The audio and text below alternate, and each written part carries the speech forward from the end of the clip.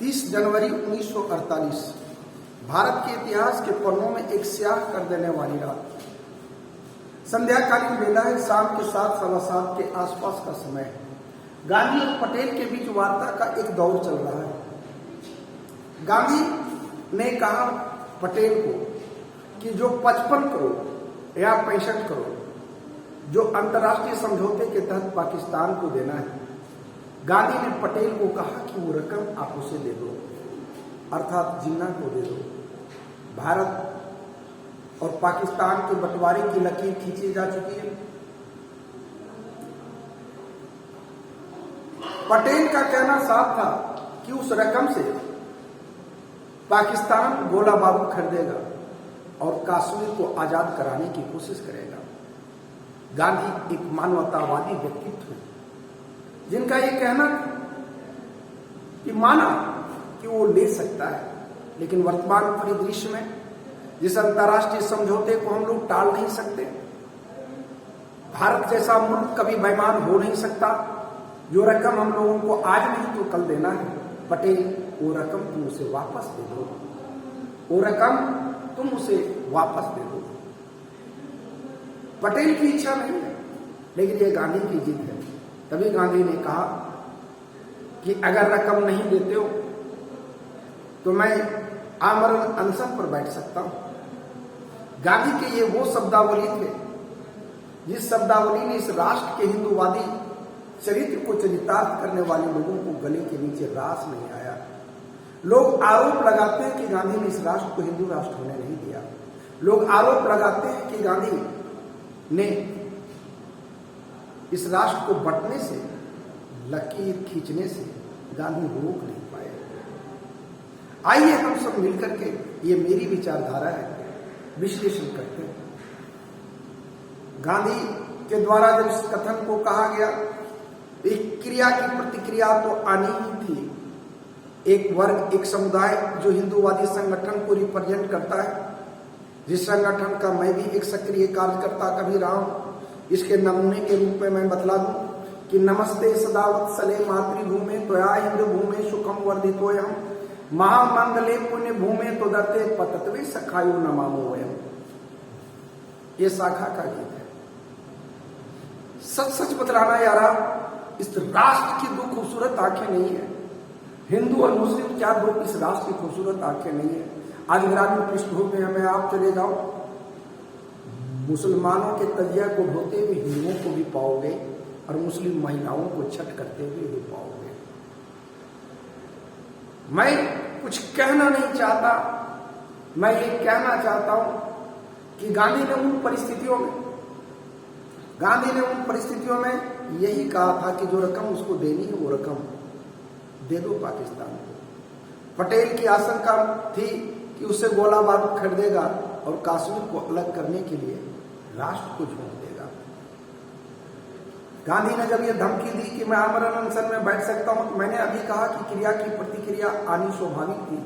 तब निर्णय लिया गया कि गांधी का वध कर दो। अगर गांधी का वध कर देते हो, गांधी की अगर हत्या कर दी जाती है, तो इस राष्ट्र को हिंदू राष्ट्र बनाया जा सकता है। सवाल यह था कि इस तरह के व्यक्तित्व के ऊपर गोली चलाएगा कौन? लॉटरी निकाली गई, 22 लोगों ने लॉटरी में अपने नाम को डाला। एक छोटी सी बच्ची के माध्यम से लॉटरी निकाला गया। उसमें से एक नाम, जिसके नाम पे पर्ची निकली थी, वो कैरेक्टर कोई और नहीं, वो कैरेक्टर थे नाथूराम गोडसे। वो कैरेक्टर थे नाथूराम गोडसे, जिनके नाम पर वो पर्ची निकला। नाथूराम गोडसे को ये जिम्मेवारी दी गई। नाथूराम गोडसे निकलते हैं जो हिंदूवादी संगठन के प्रतिनिधित्वकर्ता के रूप में उभर कर सामने आते हैं। अब है कि गोली मारी कैसे जाए। सबसे बड़ी बात यह थी कि गांधी वध का जो प्लॉट तैयार किया जा चुका था, गांधी के वध के लिए जरूरत थी एक पिस्टल की। वो ग्वालियर को जाते हैं। 303 की पिस्टल को खरीदते हैं। आधुनिक दिल्ली के रेलवे स्टेशन पर रिटायरिंग रूम नंबर 6 में वो ठहरते हैं और दिल्ली का वो बिरला हाउस का वो बारंबार मूल्यांकन करते हैं। और वही मूल्यांकन करने के उपरांत संध्याकालीन बेला में निर्णय लिया गया कि 30 जनवरी के शाम को, तब जब एक भजन और एक लोकप्रिय भजन, इस राष्ट्र की समा को बांधने वाला भजन कि अल्लाह ईश्वर तेरे नाम सबको सन्मति दे भगवान का गुंजन गान हुआ करता था। जिस गान में ना कोई हिंदू है ना कोई मुसलमान है, जिस गान में राष्ट्र निर्माण की बात, लगा कि वही उपयुक्त टाइप होगा। रिटायरिंग रूम नंबर 6 में वो रह रहे हैं। रिहर्सल की पूरी प्रक्रिया चल रही है। गांधी वो तो होना करीब करीब तय हो चुका था। ये वो गांधी थे जिसने पाकिस्तान से हिंदुस्तान आने वाले तमाम हिंदुओं के प्रति नेहरू को कहा था कि नेहरू, आने वाले हर व्यक्ति इस राष्ट्र के नागरिक हैं, उनके जीविकोपार्जन, रख रखाव की कुछ तो व्यवस्था करो। लाहौर से आने वाली ट्रेनों में लाशों का अंबार होता, नवजात शिशुओं को फेंका जा रहा था। क्यों?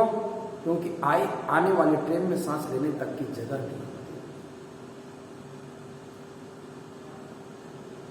अनायास गाड़ियों को रोका जाता,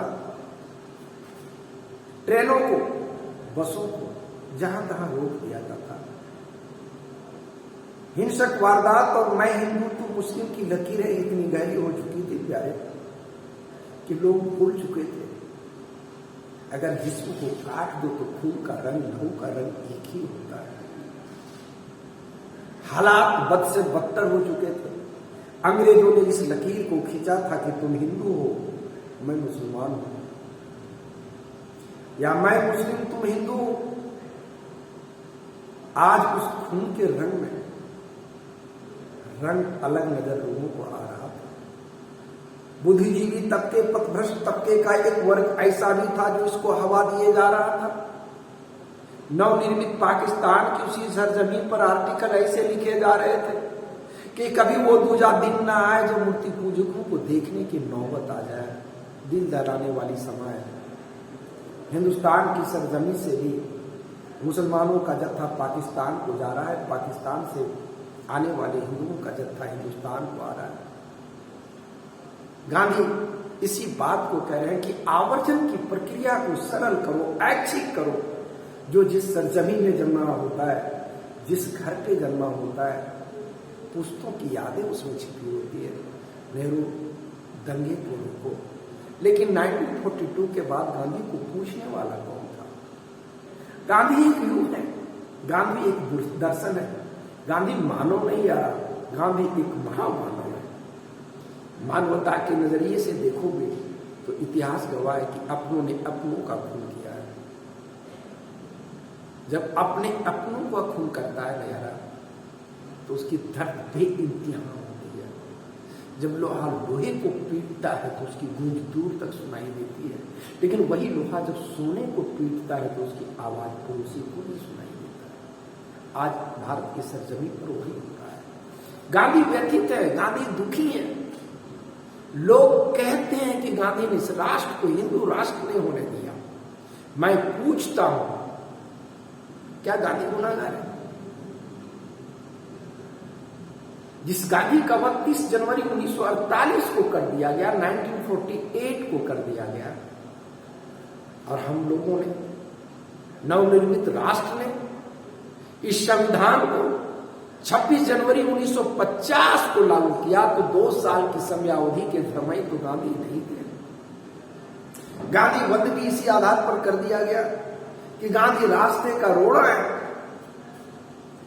लेकिन ये राष्ट्र हिंदू राष्ट्र हुआ क्या?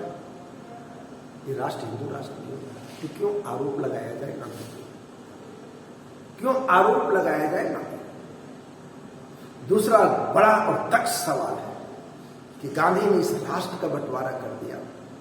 3 जून 1947 जो माउंटबेटन योजना के नाम से जाना जाता है, इस योजना पर साइन करने वाले व्यक्तित्व में महज गांधी ही नहीं थे, सरदार पटेल भी थे, पंडित जवाहरलाल नेहरू भी थे। उस कालखंड के तमाम दिग्गज वे राजनेता थे जो इतिहास के पन्नों में अमरत्व को प्राप्त किए हुए एक व्यक्तित्व थे। यही वो गांधी थे जिन्होंने चौरा चौरी घटनाकांड के कारण 12 फरवरी 1922 को जब असहयोग आंदोलन को रोका था, तो इनके अगेंस्ट एक तख्ता उठ खड़ा हुआ था कि हमें गांधी की ये विचारधारा पसंद नहीं है। और उन लोगों ने एक अलग पार्टी का गठन किया था, स्वराज दल का, जो गांधी के अगेंस्ट विचारधारा के लोग थे, बट अहिंसक थे। सवाल सीधी सी पैदा होती है यारा कि जो लोग, ये राष्ट्र क्या गांधी का राष्ट्र है? क्या ये राष्ट्र केवल गांधी का है? क्या आजादी के बाद के भारत में गांधी राष्ट्रपति बने? क्या आजादी के बाद के भारत में गांधी प्रधानमंत्री बने? जवाब होगा नहीं, बिल्कुल नहीं। तो जिन लोगों को बंटवारे की ये लकीरें पसंद नहीं थी, उन लोगों ने बगावत क्यों नहीं की? सामाजिक मूवमेंट क्यों नहीं खड़ा किया? और खड़ा करने वाले व्यक्तित्व में अगर आप तलाशोगे तो खान अब्दुल गफ्फार खान का नाम आता है, जो लाल कुर्ती वाले के रूप में जाने जाते हैं। अगर ये बंटवारे की लकीर को खींचने से बचाना था, तो हिंदू मुस्लिम एकता और कौमी एकता जिंदाबाद, कौमी एकता जिंदाबाद, कौमी एकता जिंदाबाद का नारा लगाने वाले राजनेता कहां गए थे? सत्तारूपता चरम पर थी, लोगों को पद चाहिए था। निष्पक्षता तो उन लोगों में दिखी गई, खान अब्दुल गफ्फार खान जैसे मुसलमानों में दिखी गई, जिनको भी राष्ट्र से काट कर अलग कर करके पाकिस्तान के रूप में लाया गया था, जबकि बलूचिस्तान एक प्रांत बन रहा था। चर्चा कभी हम इस संदर्भ में और भी करेंगे, आगे भी करेंगे। लगता नहीं कि सारा गुनाह का ठिकरा गांधी के माथे पर फोड़ा गया। जिस गांधी ने कभी ये कहा था कि मैं 125 साल तक जीऊं और मैं राष्ट्र की सेवा करता रहूं, ये गांधी का स्टेटमेंट है। इतिहास के पन्नों को आप टटोल के देख लो। लेकिन जब बंटवारे की लकीरें खींची गई, हिंदू और मुसलमान नंगाई हो चुके थे, तब इन्होंने, गांधी का स्टेटमेंट था कि मैं ज्यादा दिन तक जिंदा रखने की ख्वाहिश नहीं रखता। कौन जानता था कि गांधी का वध होगा और ऐसे होगा।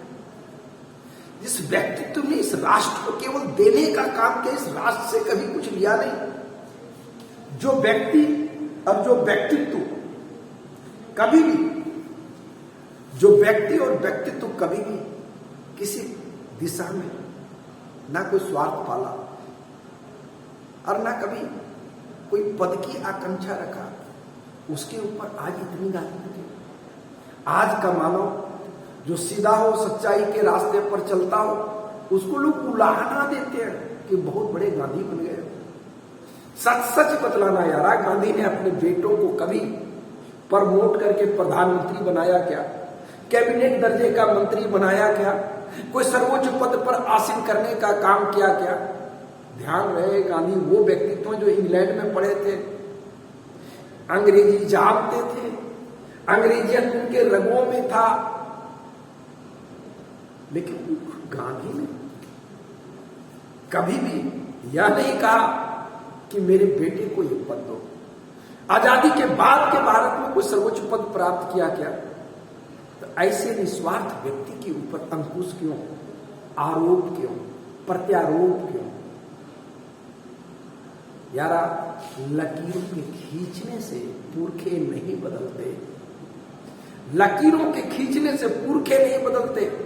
गांधी की विचारधारा सॉलिड थी। इस बंटवारे की विचारधारा के ऊपर गांधी ने हस्ताक्षर किया था। तो गांधी ने यह कहा था कि जिस राष्ट्र का भूगोल एक है, जिस राष्ट्र का इतिहास एक है, जिस राष्ट्र के सांस्कृतिक मूल्य एक है, जिस दिन उन लोगों को यह समझ में आएगा, जिस दिन उन लोगों को यह समझ में आएगा कि हमारे सांस्कृतिक मूल्य, हमारा इतिहास, हमारी विरासत एक है। हिंदू मुस्लिम भाई भाई, हिंदू और मुस्लिम इस राष्ट्र के साथ है, उस दिन जरूर एकीकृत हो गया। तात्कालीन परिस्थितियों में आजादी और बंटवारे की वो लकीर, वो चीज होगा जिसके आधार पर तत्कालिक रूप से दंगे को रोका जा सकता है, गिरती हुई मानवता को तात्कालिक रूप से रोका जा सकता है और मानवता को संभलने का एक वक्त दिया जा सकता है। गांधी ने इसी आधार पर स्वीकार किया था। और जिन लोगों को ये कबूल नहीं था वो सड़कों पर क्यों नहीं उतरे, क्यों नहीं इस बंटवारे का विरोध किया? और बात है हिंदूवादी राष्ट्र का, तो मैंने कहा कि 48 में तो गांधी का वध है, 50 में संविधान को लागू किया गया है, तो फिर नवनिर्मित राष्ट्र, नवनिर्मित संविधान में इस राष्ट्र को हिंदू राष्ट्र क्यों नहीं घोषित किया गया? कौन है गुनाहगार?